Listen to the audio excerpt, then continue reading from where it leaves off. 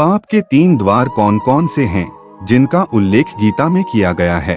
परमपिता भगवान श्री कृष्ण कहते हैं कि नरक के 3 द्वार हैं काम, क्रोध तथा लोभ। आत्मा को अधोगति में ले जाने वाले ये तीनों विकार हैं। काम, क्रोध व लोभ आत्मा का नाश कर देते हैं। इसलिए इन तीनों दोषों का समूल नाश कर देना चाहिए। दार्शनिक व यथार्थ व्याख्या: काम वह अग्नि है जिसमें व्यक्ति शुभ व अशुभ तथा सही व गलत का विचार नहीं कर पाता है। क्रोध ऐसा दानव है जो क्रोध करने वाले का विनाश पहले करता है। लोभ के कारण हिंसा हो सकती है। काम व क्रोध के वशीकरण होकर व्यक्ति अपने रिश्तों तक को भूल सकता है। यदि कभी आप परिवार में ही पत्नी पर ही क्रोध कर बैठे, क्रोध में हाथ छोड़ दिए या उससे भी आगे बढ़ गए तो विनाश तो आपका, पत्नी का व आपके बच्चों का ही तो होगा। क्रोध हिंसा को जन्म देता है। बहुत सामान्य विवाद की स्थिति होने पर ही क्रोध में आकर कोई व्यक्ति किसी की जान तक ले सकता है।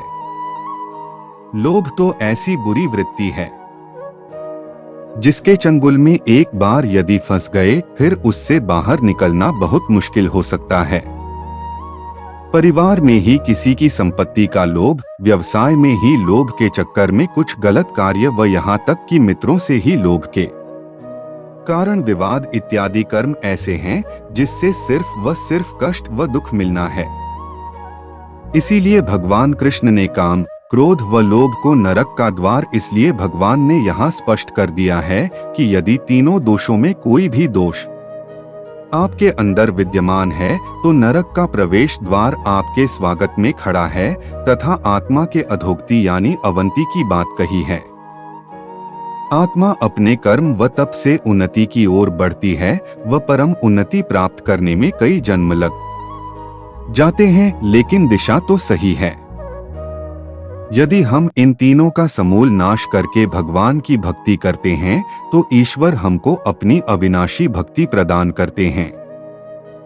काम यानी लोभ मनुष्य को इंद्रियों के माध्यम से भोगों की ओर खींचता है।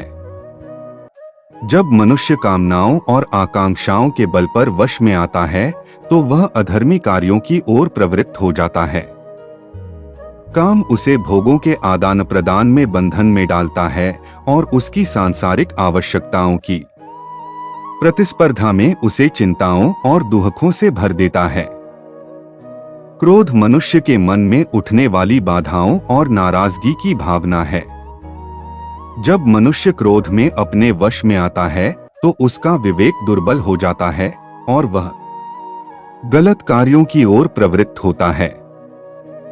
क्रोध मनुष्य को विवेकहीन बनाता है और उसे गलती करने के लिए प्रेरित करता है।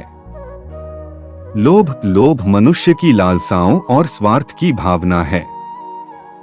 जब मनुष्य लोभ में अपने वश में आता है तो उसकी बुद्धि अनिष्ट के लिए विपरीत हो जाती है और वह बुरे कार्यों की ओर प्रवृत्त होता है। लोभ मनुष्य को संग्रह करने की भावना देता है और उसे गैर न्यायिक और अन्यायिक कार्यों में ले जाता है।